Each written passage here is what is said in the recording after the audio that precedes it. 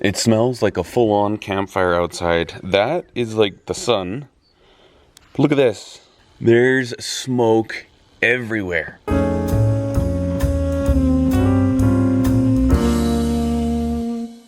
Anyways, back to the knife. So where we had left off yesterday, well not yesterday, the day before, next step in the process, we're going to figure out where we want to get a radius around here, and then we'll cut that out, cut this one out so it's kind of a similar shape to this, and then we're going to bolt it to the knife itself, which is over here. And then we'll start grinding our wood down to the tang, get ready for glue up. Got our 1/2 here that's been roughly profiled, and I want this to come up like this, something like that. I'm not going to get too much curvature, kind of very subtle, so we'll kind of carry that line over there, carry that line over there. Then we'll just fill in the gap and give it a little test to see what we think about that.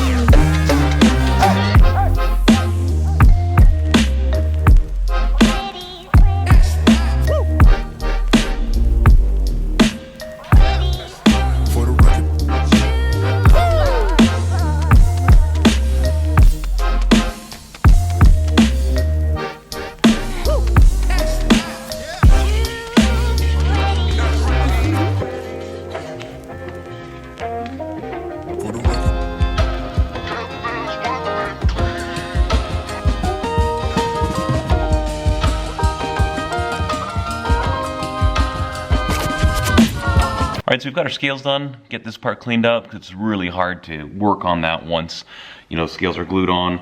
And I've got my little stencil down. A lot of people ask where I get my stencils from. This is just vinyl, clear vinyl that I use, and my wife cuts it for me on the Cricut, which, by the way, Cricut suck. I do not recommend the Cricut product. There's a lot of reasons why I don't like them. Don't buy Cricut, buy something else. So we've got our positive on the blade, brush here, and we're just gonna paint on the old logo. This is set to etch. It's gonna start eating out the material. Beauty, happy with that. Also, doing it before I put the scales on makes a big difference as well. So that's actually nice, I'm happy with that. All right, we've got everything ready for glue up. I've gone ahead and I've roughed up the surface of the blade here, of the handle part, so we can get really good adhesion with the epoxy. And one thing I like to do when I'm working with these Corby bolts is that I went and bought myself a set of really, really cheap stubby screwdrivers. Aw, they're so cute. And the stubby size is really nice for tightening up those screws. Rather than using like a regular length screwdriver and you got your hands out here, it's nice to be nice and close to your work. Also the fact that, you know, these things are gonna get covered with epoxy, and eventually someday they might be so covered that they become useless. I don't mind if I just toss these out and buy a new set, because these aren't my good ones. And the one other thing we need to keep in consideration when we're gluing this up is that we get the orientation of the pin correct. So we definitely want that maple leaf you know, properly centered on the handle, nice and straight and even. And in case I need to really crank it and twist it once it's inside the handle, I'm going to be using this set of pliers here. I talk about these things all the time, probably too much, but they're fantastic and I use them all the time. You see those jaws? Man, those things bite this way, they bite this way, they bite every which way. Love these suckers.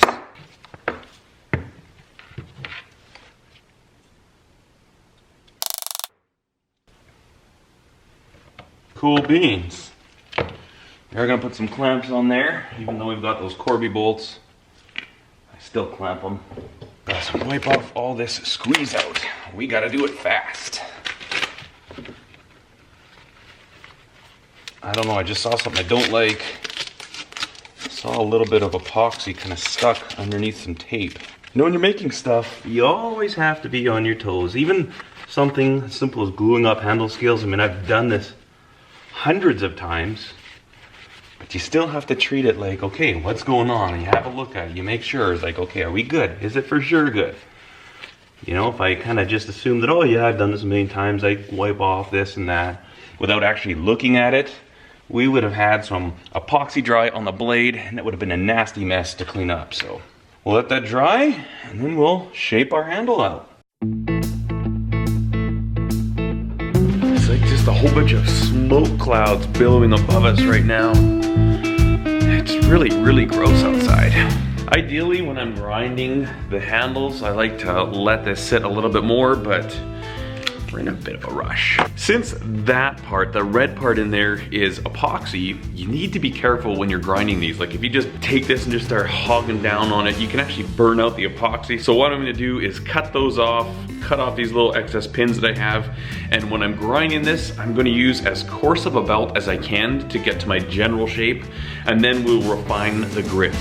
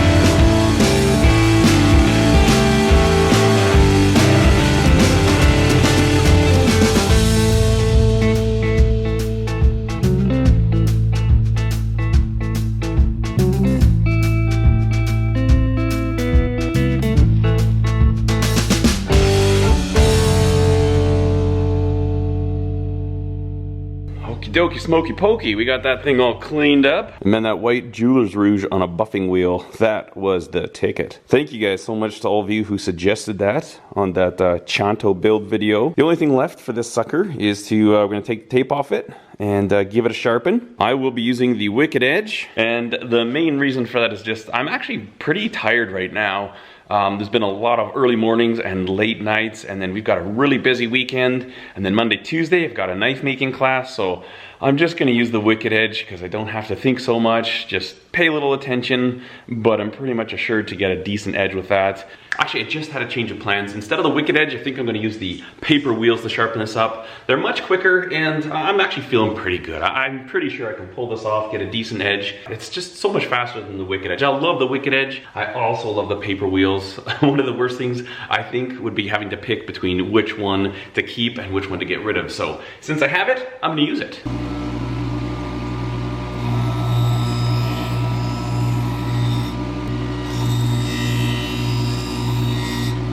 Got it all sharpened up. Really, really happy with how this little guy turned out. It's gonna be used in a ceremony tomorrow, so I'm gonna go deliver it tonight, but check this out. Nice and sharp. I like this knife. It's funny because sometimes you make a knife and it's like, oh man, I do not want to give that one up. This is one I would like for myself. Anyways guys, I hope you enjoyed this little build along vlog series. I had a lot of fun making this knife and fun sharing it with you guys. A lot of really cool feedback from you guys too through the process. And that's kind of the fun part about these vlog series, that they're kind of a little more interactive because I can read the comments from the last video and think about them for the next video, and it's just a whole lot of fun. If you did like this video, give it a thumbs up, and if you haven't subscribed to the channel, please consider doing so. As always, I thank you so much for watching. Cheers. Every now and then I surprise myself.